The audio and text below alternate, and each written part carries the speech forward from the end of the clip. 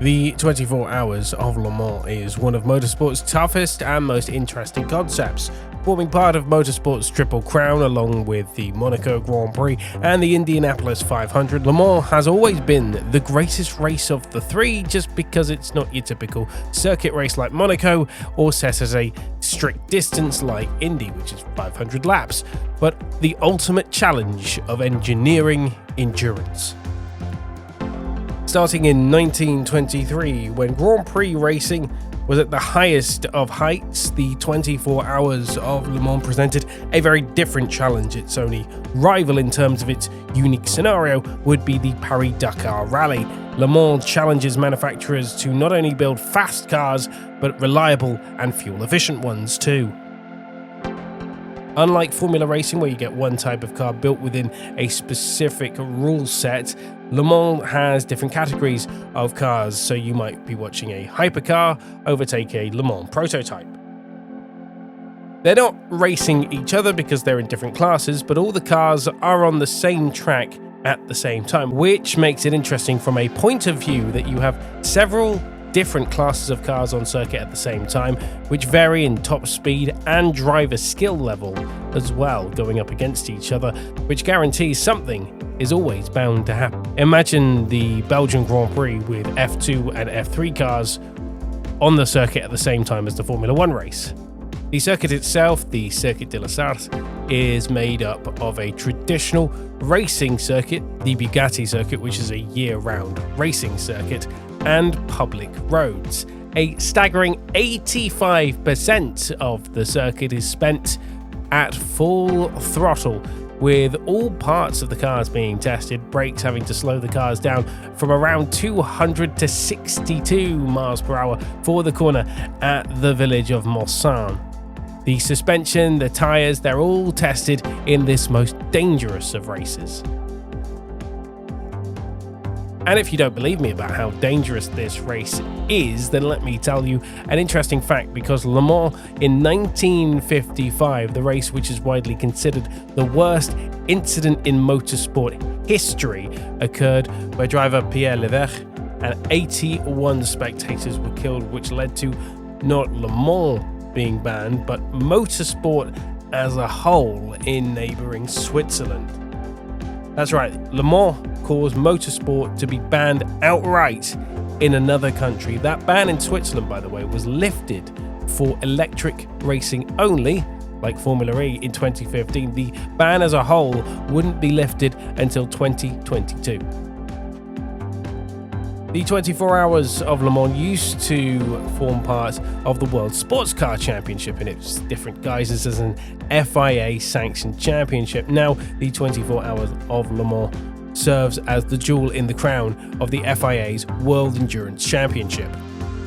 Although there are other endurance races like the 24 Hours of Daytona and the 12 Hours of Sebring, which make up, along with Le Mans, the Triple Crown of endurance racing. Also worth mentioning, if you're a Formula 1 fan, the 24 Hours of Spa at Spa-Francorchamps in Belgium. And if you really want to get nuts, then the 24 Hours of the Nürburgring in Germany is pure insanity. So what do you need to know about the 24 Hours of Le Mans? Let's start with the three different classes of entry for the race. LMGT3. These cars are based on the current FIA GT3 platforms. These cars have been adapted specifically for the race, hence they are Le Mans GT3 cars. Manufacturers include Aston Martin, BMW, Corvette, Ferrari, Ford, Lexus, Mercedes-AMG, McLaren and Porsche. Within this category is where you'll find the biggest gap in driver class, with each team having at least one bronze driver, with another bronze or silver driver. We'll explain the drivers later. The next category is a sort of kind of hanger-oner from the old system of Le Mans, the LMP2, which stands for Le Mans Prototype 2. These are closed cockpit cars designed exclusively for racing. These cars are not part of any FIA category of racing, but will be found in the European and American Le Mans series. What's so great about these cars is that they're all technically the same, with only 4 companies making the chassis and one sole engine supplier. The category also has a bronze or silver driver. The final category, the one that the majority will be interested in, is Hypercar. The Hypercar became the top class of endurance racing in 2021, replacing the Le Mans prototype one, the LMP1 category. Within this category, there are two types of car: the Le Mans Hypercar, which we'll refer to as LMH going forward, or the Le Mans Daytona Hypercar, the LMDH. These, like Formula One, are all hybrid cars, although they do sound much better than an F1 car. Le Mans Hypercar regulations leave a wide scope for manufacturers, so not all the cars look or perform the same. This is the main category of Le Mans. The LMDH, the chassis of which can be produced by one of 4 approved manufacturers, Dallara, Multimatic, Ligier and Oreca, giving them a much different look than the manufacturer-produced LMH cars.